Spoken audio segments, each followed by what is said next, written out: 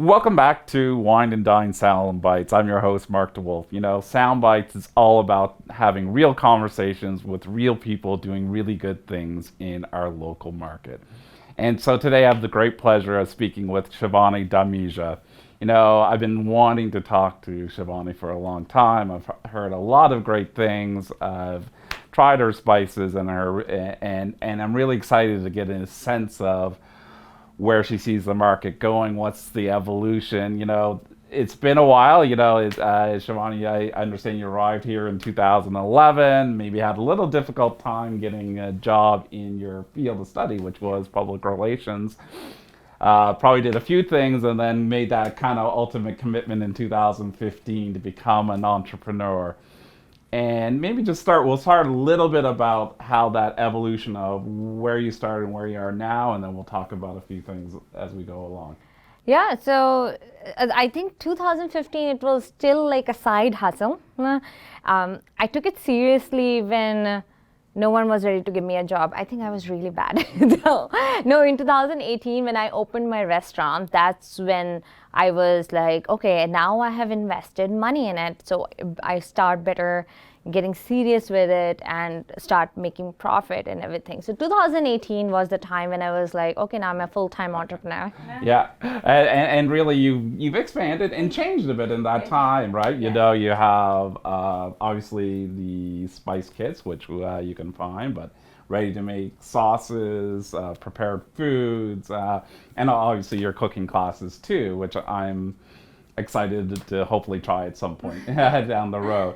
But I think you probably can see that the market's changed probably a lot since you arrived here, and I think it's nice to see that Nova Scotia over the last few years has become much more multicultural. We're seeing new restaurants pop up, lots of new Indian restaurants. And how are you kind of seeing the market react to kind of, are they more experimental? Are you seeing people want to experiment more with Indian food? So first of all, I'm loving it because more and more immigrants coming in means it's much easier to find our ethnic products.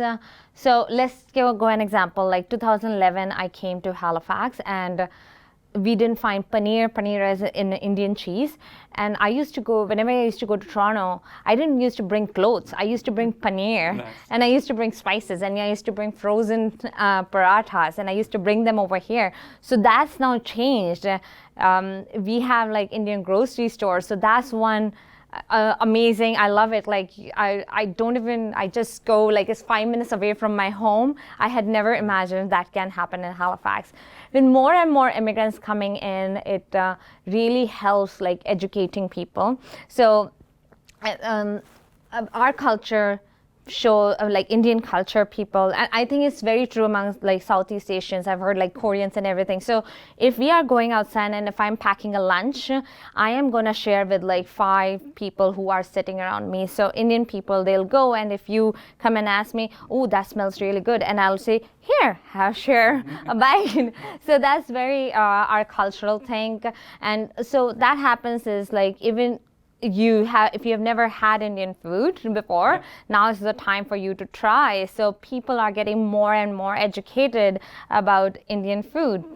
Yeah, and so you do have some sauces and ready-made foods. So are you finding that must be a great kind of entry point because I think a lot of people are probably intimidated about Indian cuisine, because anytime we go and explore a cuisine from a foreign country, you're unsure. So do you find people are trying the sauces as a way to kind of step in? Yeah. So because people get educated, they are also that what do I say that fear to try the Indian food, it goes away when we meet new friends, and which new friends are immigrants. That fear goes away.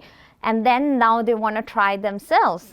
So they'll go to Indian restaurants and then they'll say, okay, let me try it this time. So they'll pick up Shivani spice.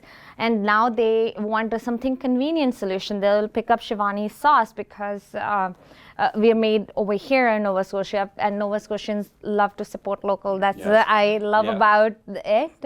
So that's that. So people are more and more people are picking up. It's like, and it will take time, more and more time, but people will. It's all about the education. Yeah, and speaking of education, I know you in the past hosted cooking classes, and you're relaunching the cooking classes. So tell us about that, because I mean, it must be a wonderful kind of experience to kind of relate to people on a one-on-one basis and bring your kind of history and cuisine to really to life and into people's kitchens. That is actually the best part when in the cooking class.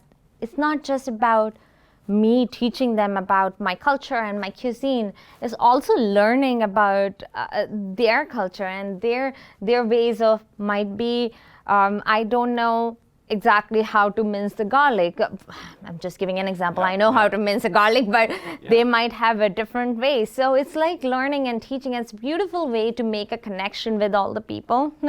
And I missed those cooking classes. So I started this journey of cooking classes, I think in 2016 or 15.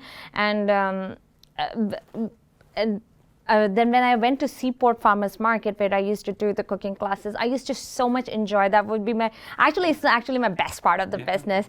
And then 2 years in pandemic, when people told me to do online cooking classes, it was very difficult because there was no personal communication. And I am so excited now that I get to talk to people, like real life people. That's amazing. Yes. So you can find the information about the cooking classes on the website.